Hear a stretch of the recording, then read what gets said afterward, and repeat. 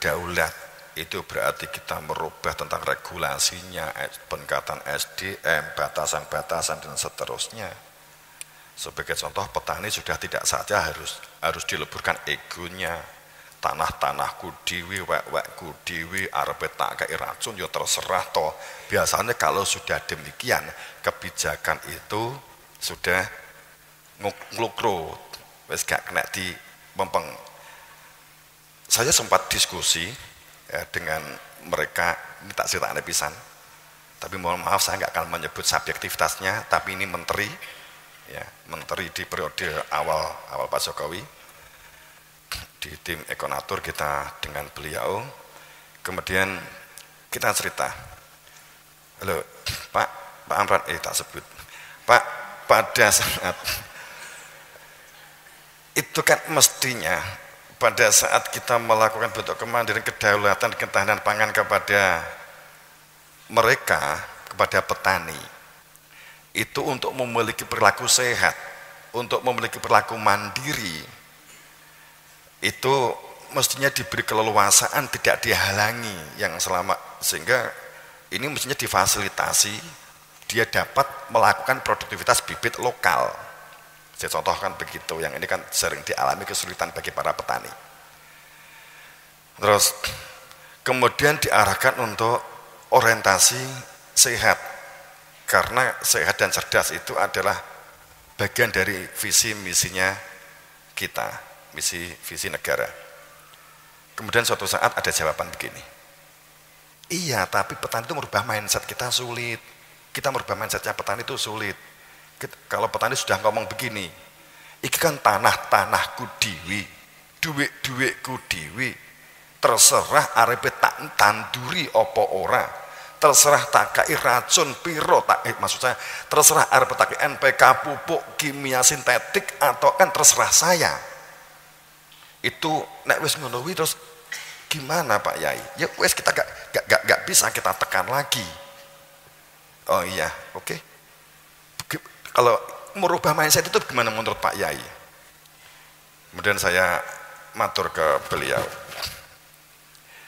Terus, ya itu kan bisa dibuat regulatornya atau regulasinya. Gimana caranya? Lah, maaf di sini banyak petani, saya yakin banyak petani. Wes tangki korban dhisik, ya. Saya yakin banyak petani. Data kita kan banyak petani. Menurut saya, kita mungkin petani kita, bahkan masyarakat kita, bahkan juga petani, itu sering membuat kesimpulan negara kita sudah mendengar, ya, itu banyak koruptornya, kan gitu kan, koruptornya banyak, bener. Jenengan anyel dengan ini, jenengan saat dulu enek corona sering diskusi tentang ini dah. Wes pejabat gak mikir rakyat kaya awake dhewe kono korupsi dhewe, bener begitu? Sering rasan-rasan begitu, tapi nggak sadar Andalah koruptor pertama. Kan itu. Sebenarnya koruptor dosa terbesar itu malah petani. Maaf, aku gak patek dulu lagi ben, gitu ya. Biasanya kan dikatakan pejuang tanpa jasa, pahlawan tanpa jasa itu ya petani, gak ada petani gak ada mangan gitu ya. Itu. Orang nandur ya ora melu mangan gitu kan. Tapi kita ngomong ini bagian dari job. Kenapa saya katakan koruptor terbesar? Kecerdasan itu adalah visi dan misi negara. Memberi kehidupan, kecerdasan berbangsa dan kesehatan, katakanlah demikian. Kita ambil dua ini saja. Yang kita, kecerdasan itu tanggung jawab pemerintah atau negara, kesehatan juga demikian. Ini tanggung jawab negara atau pemerintah, katakanlah demikian. Kemudian, kalau petaninya ternyata memberikan kontribusi, kita misinya kecerdasan, tapi yang dilakukan petani pembodohan gimana? Apa katakan saya pembodoh? Ini yang kemudian, ini saya nyalahkan petani saat saya diskusi dengan beliau-beliau. Begini Pak Ye, pada saat yang kita makan, memang sering mengatakan demikian. Saat kita ngomong, awal-awal kita memberikan informasi dan kita sedikit kalau boleh dikatakan berjuang ya berjuang. saat kita menggunakan tatanan sehat atau tatanan pola tatanan sehat, pola tanam sehat, tantangan kita selalu enggak mematikan kok, akeh racune dikai NPK telung ton juga enggak mati, dibuktini mati. Ini yang tidak menjadi cerdas itu enggak akan mati memang. Bodoh ya. Saat otak yang kita makan kemudian kita telan nutrisi itu ada zat berat, logam berat dan Pb atau timbel, yang kemudian Pb atau timbel sebagai logam berat ini kita makan, maka dia akan ngendap di saraf, terbawa aliran kemudian sampai pada otak karena lewat ini, maka akan ada sumbatan, tidak terjadi terbentuknya amigdala dan dendrit. Itu akibat dendrit itu yang mampu untuk mengkomunikasikan antar saraf di dalam otak. Pada saat ada kaki-kaki di dalam otak, iki basa aku berusaha basa sing sampean iki gak bingung gitu loh. Wis pokoke di jero iki di otak ini ya, otak iki banyak sekali saraf. Ada yang namanya disebut dendrit. Katakanlah demikian. Yang ini berpengaruh terhadap Anda berpikir. Ini jika ada zat timbel ataupun logam berat yang terbawa ke otak, dan pasti terbawa jika Anda makan beras, hasil dari NPK yang kamu masukkan ke sawah di atas 1 ton pasti ada yang masuk ke otak lebih dari 2%, 0,2. Itu akibatnya orang itu sulit diajak untuk berpikir. Jadi ojo disalahke saat mereka pejabat di PR, kabeh bupati, gubernur do korupsi, itu akibat panganan sing asale kok kowe.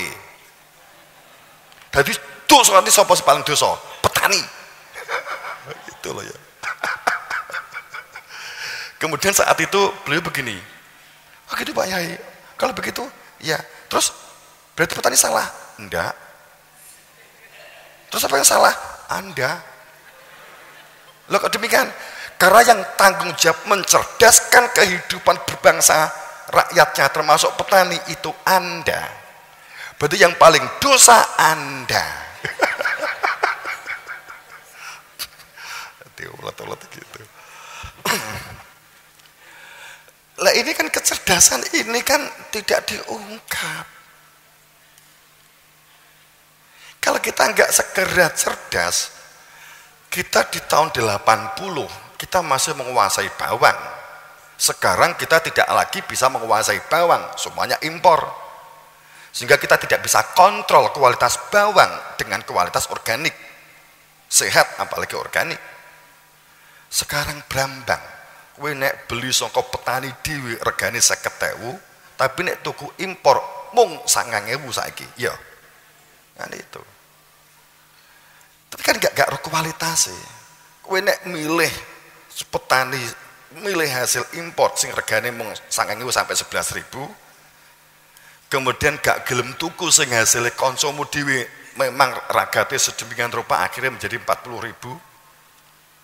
Itu ya sebenarnya ironi. Ya mestinya kita menghitung secara fair seharusnya. Ini mestinya kebijakan pemerintah itu bisa fair dalam hal ini gitu. Ning merga reses maski masuk 900.000 per gram ileres ya, itu berarti menunjukkan reses, berarti itu menunjukkan kita tuh jadi menuju bangkrut kan gitu. Kalau melihat ini wes iki prememori aja ya.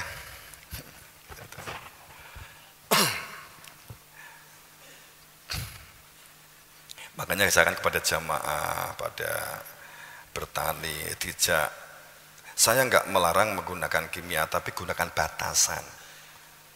Dari hasil laboratorium yang kita telah lakukan beberapa kali, kita terus nge-lab, kita kerjasama dengan Universitas Brawijaya, dengan UTS, dengan UNER, kita rutin, dan UGM, dan akhir-akhir ini ketambah dengan Undip.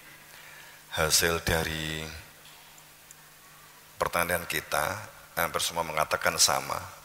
Pada saat batasan sintetis itu diharap tidak lebih dari 450 kilo per hektar.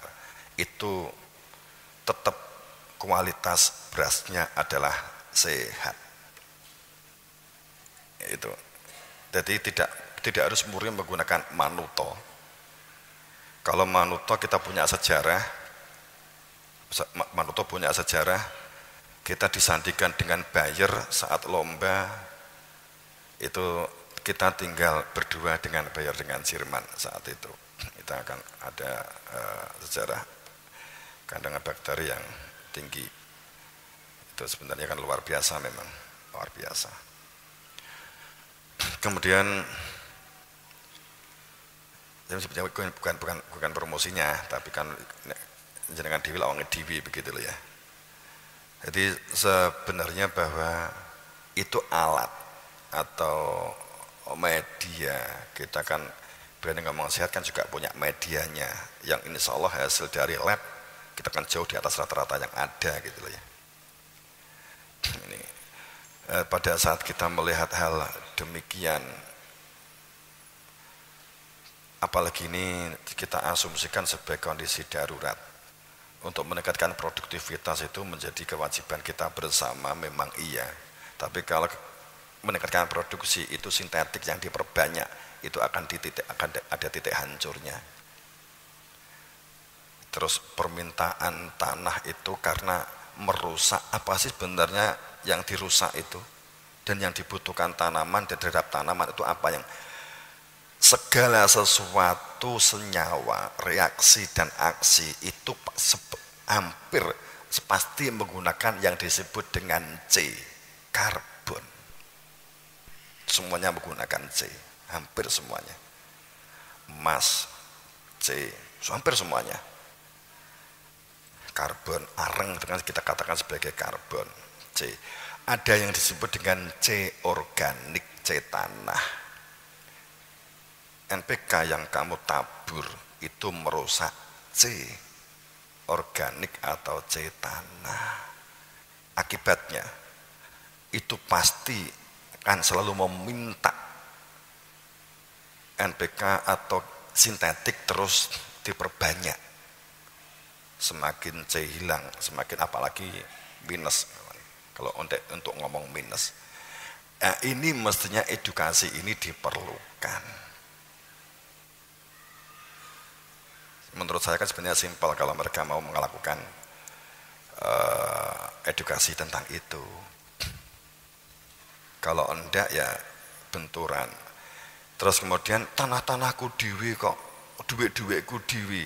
Permasalahannya kowe ki nandur para petani lak mbok dol to. Wingko sing mangan ya wong liya. Wong liya sing hasil beras, hasil pari panenanmu kuwi dadi goblok. Berarti itu tidak visioner dengan konstitusi. Ini yang menjadikan pembodohan. Kalau saya pemerintah, saya hanya mengatakan demikian. Oke, duit-duitmu dewi ning tolong mbok pangan dewi, aja mbok sebar nek tanggamu, aja mbok dol anakmu aja mbok kaya pangan. Ya ngono. Mergo anakmu kuwi juga kadere negara. Wingko nek mbok kaya panganan hasil dari pertanianmu kuwi, anakmu goblok kuwi pangan-panganan dewi, lah niki 2 hektar ya mplon dewi kan ngono to. Itu. Ya sini terapi kejut awal. Itu ya. Jamaah wae lah dijak sehat akeh sing cek ngeyel kok. Gitu. Iki mula tak jedirne ngene iki. Sebenarnya dosa terbesar itu petani, aja salah. Kowe aja ngelokne dhuwur. Mereka itu korupsi itu ciri manusia yang tidak bisa berpikir.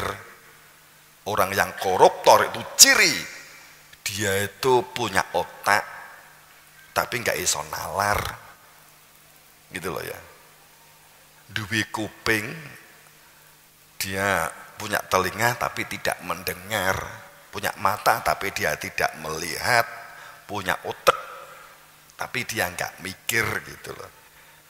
Biasanya nek dijak omong-omongan rodok jeru titik jerumen sih kan gitu. Itu ciri kakean kimia.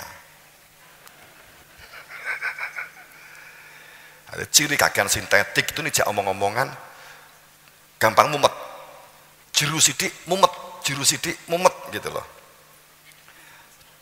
Dan suka instan ciri. Kenapa? Karena makanan kita awal itu membentuk memori itu berada di kulit. Jadi yang digunakan hanya memori, hanya kulit. Masuk sedikit di batang korteks tempat mikir itu sudah berat. Itulah. Itu pada saat Kak Bopoto ngaji nganggo biologi sidik-sidik ya. Nah itu permasalahannya kan itu.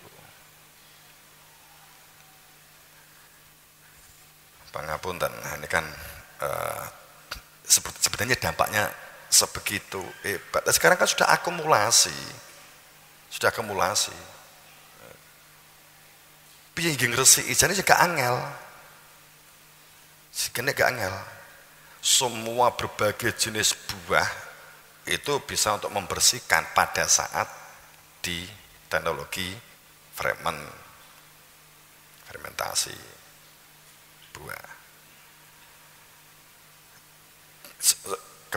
Contoh kan ini kalau regulasinya mapan luar biasa. Kita berpikir energi pembaruan. Seandainya suatu saat ada regulasi energi pembaruan, der. Ini efeknya enggak kira-kira? Ya ada. Kita sering mengira bahwa emisi zat karbon itu rusak akibat bahan bakar yang sekarang.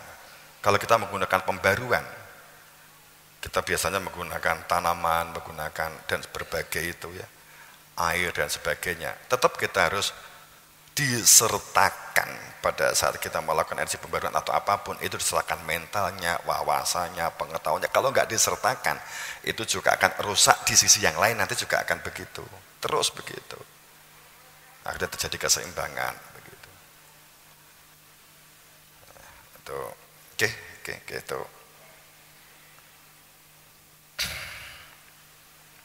Apa ini? Ya ini kan dalil, wes gak sah takok dalil pun pundi. Ya. Orang kuwi nek jek golek dalil, nakoki dalil, itu berarti tresnane karo Gusti Allah gak tenanan. Wong ki nek jek nakoki golek dalil, dekne maca atau enek orang memberikan satu ilustrasi atau pemahaman, kemudian nakoki kuwi nek dalile enggak, hadis nomor piro, Bukhari apa Muslim apa Darda atau ayat Al-Qur'an surat piro, dekne lagi percaya, itu berarti jekne tresnane karo Gusti Allah ora tenanan. Wis bantah nek mbok bantah. Tapi kan butuh dalil.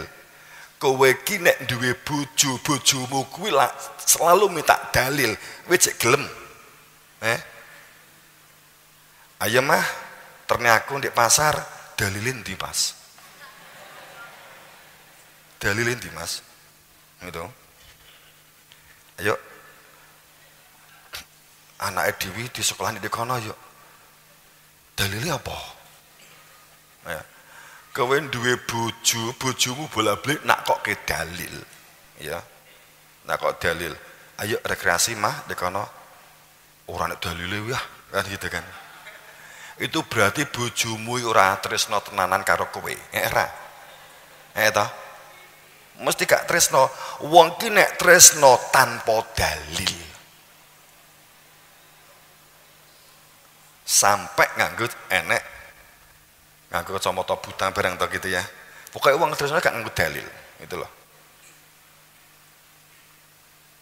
Itu ning nek terus golek dalil, percaya lagi nek dalil, kuwi berarti agamane cek konsepsi apalan. Kuwi berarti janjane ora tresno kok apalan. Gitu. Papa, apa Dik? Wis seneng karo aku. Cek dalile ngene, Dik. Glek dalile siji. bathuke ngandan, rambutnya ngandan dalil siji. Rambutmu gak ngandan-ngandani, aku gak patek tresno karo kowe. Tapi tak golek isik. Itu wis. Nanti selama kita tuh gampang golek dalil, itu berarti gak tresno. Pun nek digone agama juga sama. Senengane dalil, itu berarti gak kenal karo Gusti Allah. Nek wong kenal karo Gusti Allah tenanan, gak nganggo dalil. Gitu loh. Dalil tertinggi apa? Rasional. Nek nganggo cinta dengan materi, itu gak nganggo dalil. Wong korupsi nganggo dalil apa? Ayo. Jika pada saat dia itu nganggo dalil bukan? Enggak, mula disebut korupsi. Itu mereka gak nganggo dalil. Dalilnya apa? Pokoke. Dalilnya itu pokoke. Nek wis dalil pokoke kuwi huruf vokalnya dirubah. Pokoke pekok. Jadi tresno iki gak nganggo dalil. Nek yang dicintai itu material, dalilnya pokoke. Itu ciri. Wis nek seneng kultus dan pokoke itu dalam bahasa Kanjeng Nabi berhala. Itu loh ya. Pokoknya itu dalam bahasa Kanjeng Nabi berhala. Jadi Lata, Uzza, Mana. Itu adalah argumen pokoknya.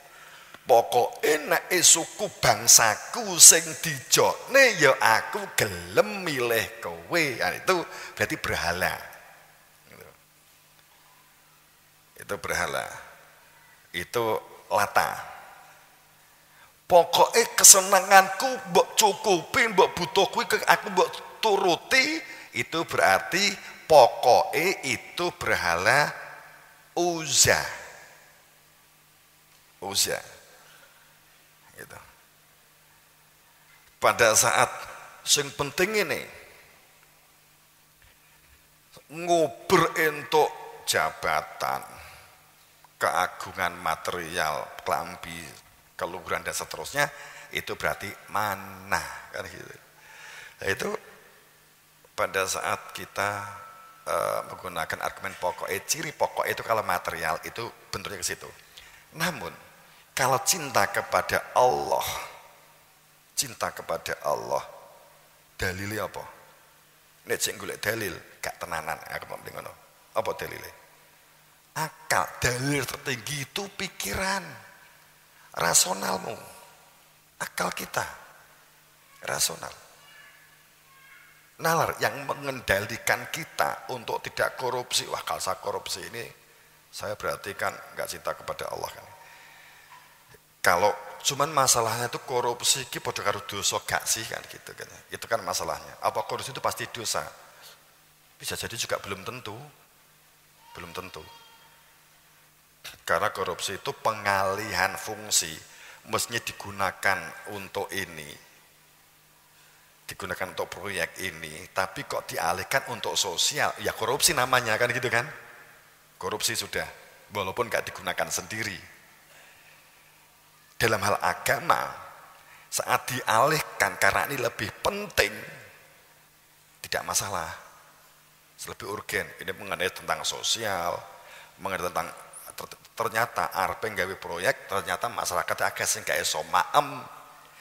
Nek dialihne rene engko ditangkap dianggap korupsi, nek dikek kene berarti ini menjadi manusia yang tidak beradab. Ara'aital ladzi yukadzibu biddin, pendusta agama, kan gitu kan. Pendusta agama itu yang tidak memperhatikan fakir miskin yang gak bisa makan. Itu gak dipentingkan, kan itu. Kemudian justru proyeknya diterusne. Nek nerusne iki dosane agama, nek nggawe iki mlebu penjara, kan gitu. Piye kita mengambil sikap seperti ini? Itu satu ilustrasi keadaan saat ini. Saat tidak dikaitkan beragama, masih terpisah, ya ketentraman akan sangat sulit untuk diraih.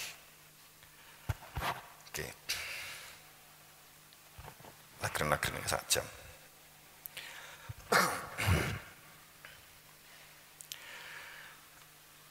Ning aku ya arep nganggo dalil. Gitu ya. Nek gone surat Yunus 100 itu jelas banget. Dengan surat Ali Imran 190, 191 jelas banget. Jelas banget. Pada saat dikatakan wa makana li nafsin antu mina ila biidznillah wa yaj'alu rijsa 'alal ladzina la ya'qilun. Jadi dalil tertinggi itu adalah akal yang rasional dan masuk akal untuk melakukan penalaran. Kan ayatnya itu. Nah, itu. Apa gak boleh ngedalil ento ya aja disalah pahami loh ya. Nganggo dalil ento ning kebanyakan dalil itu enggak mungkin rasional akibatnya untuk kepentingannya diri sendiri. Jadi nek wong ini loh ya. Oh, kamu sesat, kamu bid'ah itu. Berarti orang yang paling bid'ah, paling sesat itu siapa? Kowe nek dilokne wong, nek wong ngelokne kowe ro di TV endi? Wis rasa piye-piye. Ojo larut, ojo gampang larut. Kemudian sing mbok lokne berarti gak entuk tahlilan, gak entuk ngene, gak entuk ngene. Ya, itu bukan rasional saja. Sesuatu yang objektif dan valid aja. Real aja, gitu ya. Tapi ungkapan yang pertama, siapa yang paling bid'ah? Yakni mereka yang ngolok itu, gitu loh ya. Ah, kamu bid'ah. Itu sama saja mengatakan itu bahasanya walian. Kalau ada yang suka ngelok-ngelok itu walian. Tapi rasa kowe itu melu-melu ngelokne gitu loh ya. Paham maksud saya?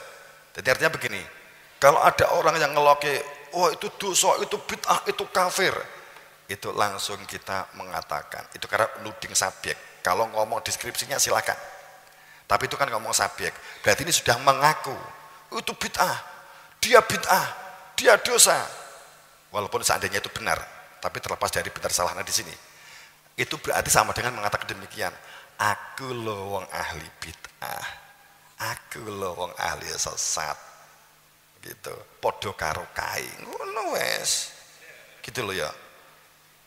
Sebab yang jelas di Quran tidak dibolehkan saling ngolok. Itu sing wong ngelokke. Istilah dosa kan itu gitu. Paham maksud saya ta? Dong ya. Itu relax. Aja larut kemudian melu megeli kono kene. Lihat aja tingkat sosialnya. Tingkat sosialnya.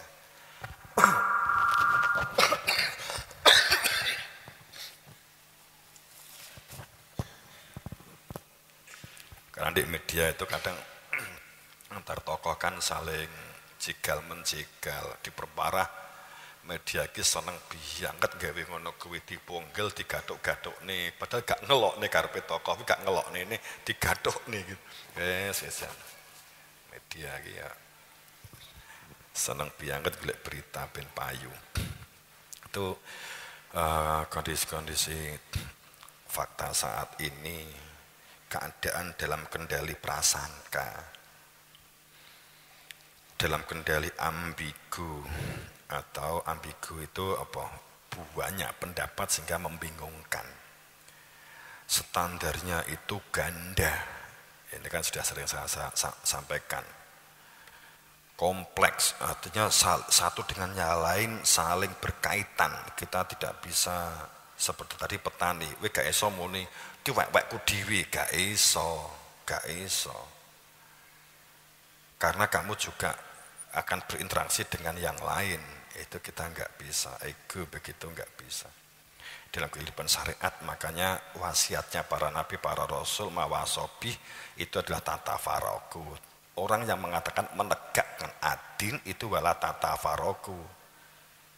Jadi bukan sholatnya, puasanya, bukan. Sara'alakum mawasobih nuhawaldi auhaina. Itu bukan itu. Yang orang dikatakan menegakkan syariat itu adalah wala tatafaroku.